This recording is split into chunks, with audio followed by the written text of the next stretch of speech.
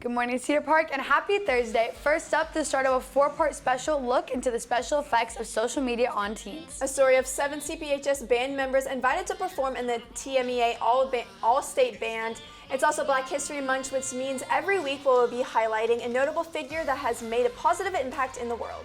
Catch the latest news for Chess Club and a new TWolf Spotlight. Let's jump in because the Wolfcast starts now.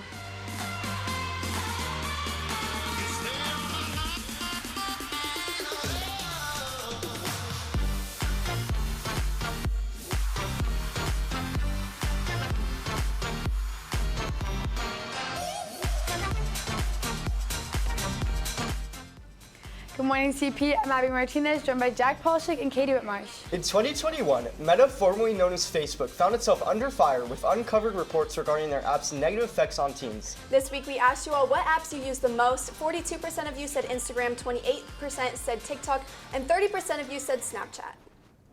With so much of our generation plugged into social media, how heavily should we take discoveries such as the one uncovered by the, quote, Facebook whistleblower? During this 4-part social media special report, reporter Madeline Roberts and I will partner with Ruchi Sankoli on the newspaper staff to bring you an in-depth look. What's the first word you think of when you think of social media? Toxic. TikTok. Toxic beauty standards. Instagram. Time-consuming. Toxic. Snapchat. Beauty standards. According to the American Academy of Child and Adolescent Psychiatry, 90% of teens have used social media, 51% visit social media daily, and that on average, teens are online almost 9 hours a day. And that doesn't include time for homework. Everyone's really chronically online. They don't have a good grasp of the world around them. I don't think it's either. I think it started with pure intentions, but I think it's spiraled into this big thing. It still has connection benefits, and people are meeting each other a lot and making friends where they wouldn't. But at the same time, there's downsides that everyone knows about. So aside from my work as a therapist, there's actually a significant body of research that shows that social media has generally pretty negative impacts on teens, and actually on all people. But because of the developing nature of the brain, the impact on teens' exposure can be increases in mental health issues like anxiety, depression, seeking of substance use, disordered eating. So all of those things are actually related to the amount of time spent on social media. Some of the negative impacts can include anxiety, depression, seeking of substance use, disordered eating, and more. According to NPR, emerging science suggests that the human brain doesn't actually reach full maturity until the age of 25. This means that during the teen years, social media and its influence can be super impactful on a developing brain. It's not helping people with mental illnesses. People are having trouble interacting in the real world and aren't paying attention. People comparing when it comes to Instagram. Probably people wanting things that other people have that they can't have.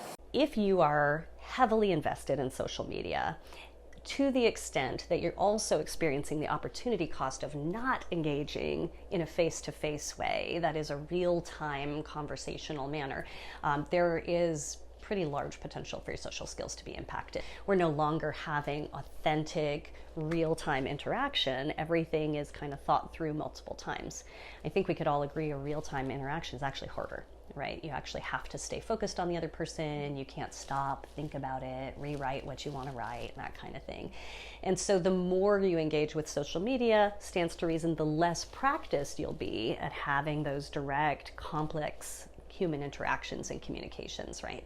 In 1998, Congress passed a law called the Children's Online Privacy Protection Act, which limits children under the age of 13 years of age from being online on websites or on social media because they are considered a vulnerable group. During this age, social interaction is crucial to a teen's development. It's hard enough to deal with the acceptance and rejection poll in person, let alone by yourself behind a screen, where what you see is only the highlight reel. It's a lot of just thinking about people judging you.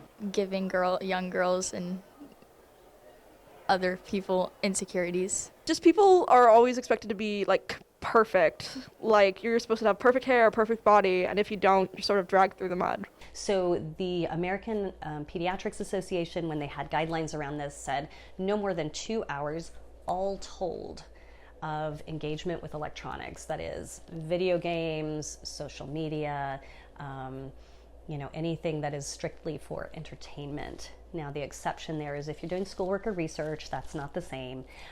If you are having face-to-face conversations like you're on a Zoom actually talking to someone in real time, not the same thing, right? But time just spent scrolling, no more than 2 hours a day. Otherwise, you're likely to see some pretty big interactions with your just social development.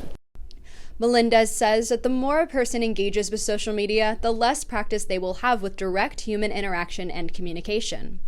According to a study by the University of Washington, each additional hour of screen time during the ages 1 to 3 is associated with a 10% increase in likelihood of attention problems at age 7. Our plan for this series isn't to scare you away from modern technology. Instead, we want to provide you with facts, statistics, and opinions of peers that you can use to make the best decisions for you. With CPHS News, I'm Katie Smith. Thanks, Katie and Madeline. Stay tuned for episode 2 of our social media special. 7 band members from CPHS have made it to the AllState TMEA Band and will be performing on February 12th in San Antonio, Texas. TMEA, or Texas Music Educators of America, is a convention in San Antonio which hosts thousands of music students from across Texas. The convention invites middle and high school students who have competed in regional competitions to perform in their respective all-state performances. CPHS students Miles Merrill, Lauren Washburn, Bowie Wu, Jacob Cohen, Jackson Strait, Nathan Howard, Kai Gray, and Adalia Stiglich have made their way to the All-State Band and are set to perform February 12th. Band members Nathan Howard and Jacob Cohen talk about their performance, put in the competing and performing at TMEA. There's a lot of slow practice just at home, maybe like an hour a day, just working on the technique and trying to get all the music as close to perfect as possible. I value the actual performance part a lot, enhancing your personal musicianship and your technique on your instrument. Yeah, like however much you put in is however much you're gonna get out of the process. Well, we definitely have some talented musicians at CPHS. Let's wish our fellow musicians good luck as they perform on Saturday. Up next, we have a short preview for Chess Club. The game of chess is one of the oldest and most iconic games in the world, but many students at CPHS haven't mastered it quite yet. Many students are now spending their downtime to attend and play. Alex Underwood, the club's president, has put together the chess club to teach them how to play and to give students a place to hang out. As of right now, we have around 20 to 25 members. It's starting to grow really quickly. We actually just maxed out on our DIN portal, and we're planning on opening it up again for our next meeting, which is in 2 weeks. We're just playing chess for fun, but I'm hoping for next year, maybe like if other schools have chess clubs, we may have maybe a yearly tournament, something like that. It's a pretty fun community. I mean, we all are learning. I mean, a lot of people just don't even know how to play chess, so that's where we have a bunch of people like me, some other people who know how to play it, and we're there to help teach them. Pretty fun. If you're interested, you can sign up through the DEN portal. We hope to see you there. February is officially Black History Month, and here at the Wolfcast, we will be partnering with the Black Student Union to highlight a notable figure from the Black community that has made or has been making a positive impact on our world. BSU member Isaiah Prophet has more. Thanks, Jack. For today's Black History Month FYI, we highlight Alice Allison Dunnigan. Dunnigan was the first White House first female African-American correspondent.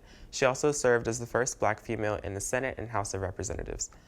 Press galleries. Her passion for writing at the age of 13 began with penning one-sentence pieces for the Owensboro Enterprise. One of her most notable moments was being the first African-American to receive White House credentials. Later on, she served as an education consultant of the President JFK's Committee on Equal Employment Opportunity until 1965. With the Black Student Union and the Wolfcast, I'm Isaiah Prophet, and that's your Black History Month FYI for today. Thanks, Isaiah. We'll have another Black History Month FYI on Tuesday, so stay tuned. Now it's showed over to Maddie Cooper with your top 3 things you need to know.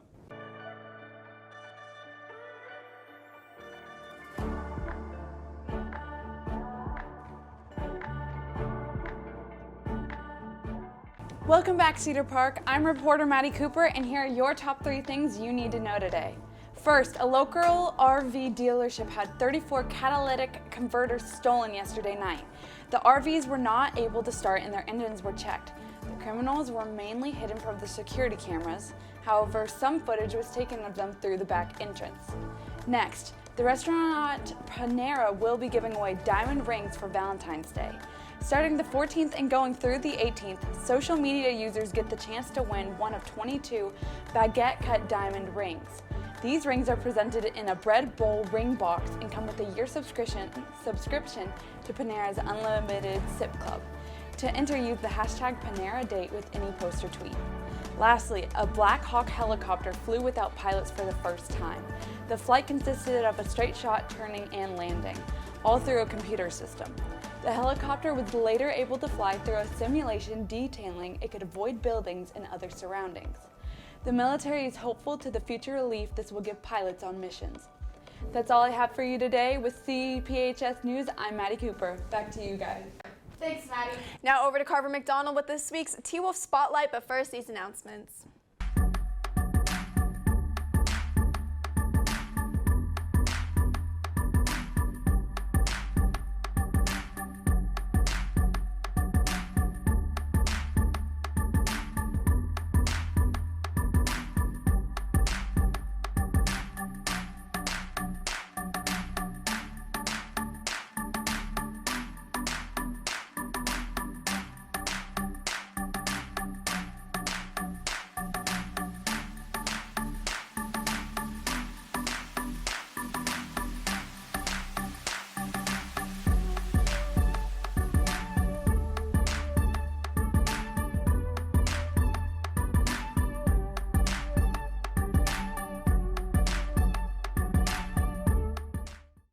Thanks, Katie. Today I'm here with Seasons member Annika Johnson.